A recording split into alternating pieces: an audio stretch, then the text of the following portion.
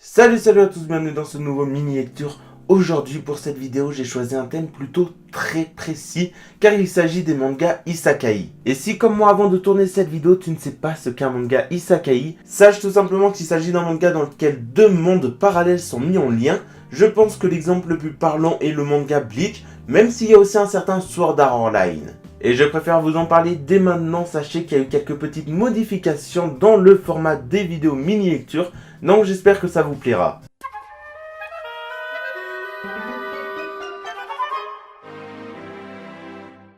Et on commence avec un gros morceau car il s'agit d'un énorme manga puisqu'il s'agit d'Overlord, un manga qu'on m'a énormément conseillé, donc j'attends vraiment beaucoup de cet extrait. Pour résumer l'histoire, il s'agit de celle de mon manga, un fan de jeux MMORPG, qui voilà malheureusement voit son jeu favori fermé, donc il décide de se connecter une ultime et dernière fois sur le jeu. Malheureusement au moment où les serveurs doivent fermer, mon manga se retrouve coincé dans son jeu vidéo favori. Et du coup l'extrait nous permet de retracer le premier chapitre du manga, qui nous fait découvrir énormément de choses, notamment au niveau de l'univers, car on découvre beaucoup de choses concernant le jeu vidéo, un peu les règles qui sont régies dans l'univers, et vraiment pas mal de choses aussi par rapport à mon manga lui-même, puisqu'on découvre qu'il incarne dans l'univers du jeu vidéo un personnage très important, que ce soit d'un point de vue historique ou d'un point de vue on va dire puissance, puisque voilà c'est un seigneur de guilde très importante, et on découvre on va dire que c'est pour ça qu'il était peut-être autant attaché à ce jeu vidéo,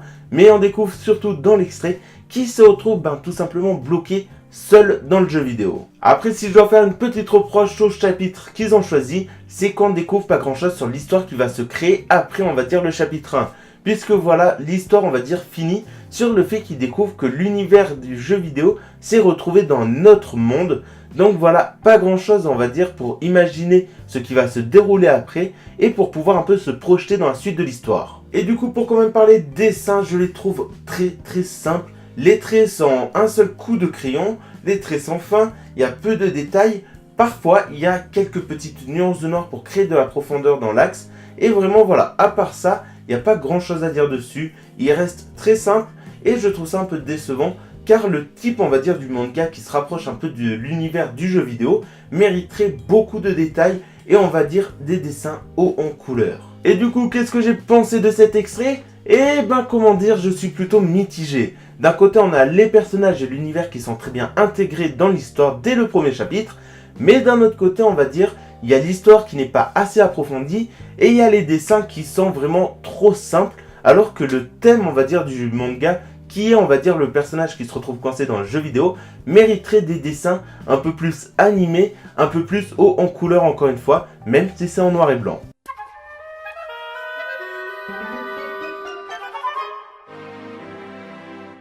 On enchaîne avec un manga plutôt récent en France car il s'agit de Mushoku Tensei qui est arrivé en juin 2017 chez nous. Dans ce manga on va se retrouver avec un personnage de 34 ans qui est un pur loser et qui un beau jour va se faire renverser mortellement par un camion.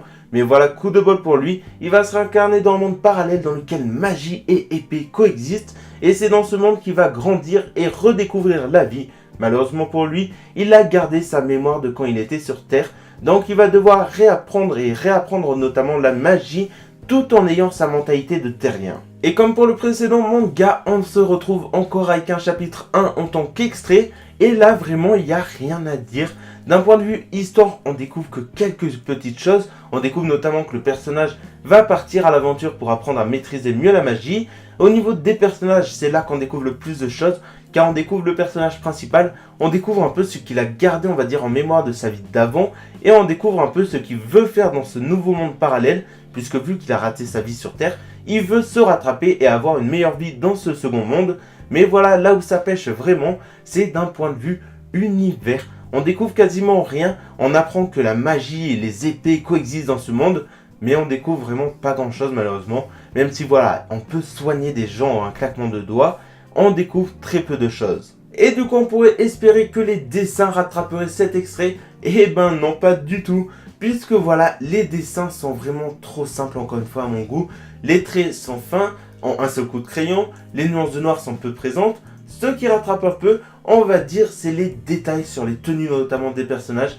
Ils sont présents, mais là où ce manga pêche dans les dessins à mon goût, c'est le design du personnage. il est réalisé, on va dire, de façon chibi, donc de façon mignonne.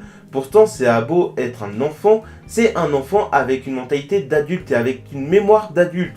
Donc j'aurais préféré, on va dire, avoir un personnage un peu mignon au niveau de la taille, un peu au niveau des formes du visage, mais avec des traits un peu plus d'adulte. Ça aurait été quelque chose, je trouve, d'un peu plus logique et qui aurait pu donner vraiment un plus à ce manga. Et du coup, je trouve que dans sa globalité, cet extrait est plutôt décevant, puisque voilà, un extrait de manga comme un chapitre 1 doit donner, on va dire, au lecteur l'envie de suivre l'aventure du personnage et suivre son évolution.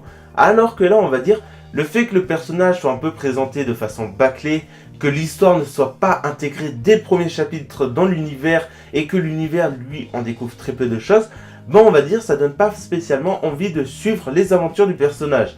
Donc je trouve qu'à ce niveau-là, l'extrait ne fait pas spécialement son travail, même si derrière, ça peut quand même être un très bon manga.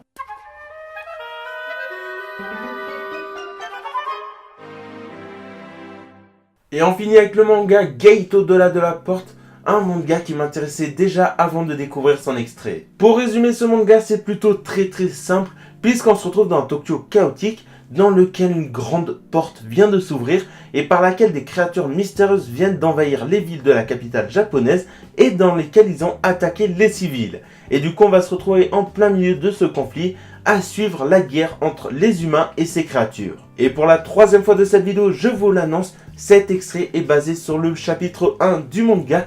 Et qu'est-ce que ce chapitre est bien pensé! Dès le début, on est plongé dans l'histoire et dans l'univers du manga, puisque voilà, pas le temps d'attendre, dès les premières pages, la ville est envahie par les créatures mystérieuses et le personnage principal va aller porter main forte à l'armée et aux policiers présents à Tokyo. Et c'est quelque chose de très important, que l'histoire commence vraiment vite. On est plongé vraiment directement, sans prendre le temps de réfléchir, dans l'histoire et l'univers, ce qui est un énorme point positif. Mais cela fait qu'ils ont totalement mis de côté le personnage principal, même si on le découvre physiquement, et qu'on découvre qu'au premier abord, c'est pas quelqu'un à qui on confierait une guerre. On découvre rien du personnage principal, on découvre que ça a l'air d'être un jeune un peu cool, un peu geek, mais voilà, rien de plus sur le personnage principal. Mais voilà, avec tout ce qu'on découvre sur l'histoire et l'univers, on peut se passer des infos sur le personnage principal. Et pour parler une dernière fois, dessins, ils sont quasiment parfaits dans ce manga. Que ce soit les traits qui sont fins comme épais, que ce soit les détails très présents, que ce soit les nuances de noir qui elles aussi sont très présentes, l'accompagnement des mouvements qui est quasiment parfait, rien à dire sur les dessins, je les adore. Voilà, c'est vraiment ce que j'attends d'un manga dans ce style, notamment avec des créatures fantastiques, qui ait beaucoup de détails, beaucoup de nuances de noir, et que vraiment, on va dire, l'univers soit retranscrit par le dessin à la perfection. Et du coup, qu'est-ce que j'ai pensé de cet extrait ? Comme je vous l'ai dit au début, c'est un manga qui m'intéressait, mais on va dire que je comptais pas spécialement le lire rapidement. Maintenant, je pense que ce manga, je vais m'y attaquer vraiment dans les prochaines semaines, puisque voilà, rien à dire. L'histoire a l'air très intéressante, les dessins sont magnifiques, l'univers a l'air très bien réalisé et très bien réfléchi. Voilà, rien à dire sur cet extrait, il est quasiment à la perfection. C'est la fin de cette vidéo, j'espère qu'elle vous a plu. Vous avez vu les modifications que j'ai apportées au format, on va dire, des mini-lectures. J'espère que ce sera plus rapide, plus court et plus agréable à regarder pour vous. Et encore une fois, je vous appelle à mettre en commentaire des thèmes pour les prochaines mini-lectures. Et moi, je vous dis à la prochaine pour de prochaines mini-lectures. Allez, ciao!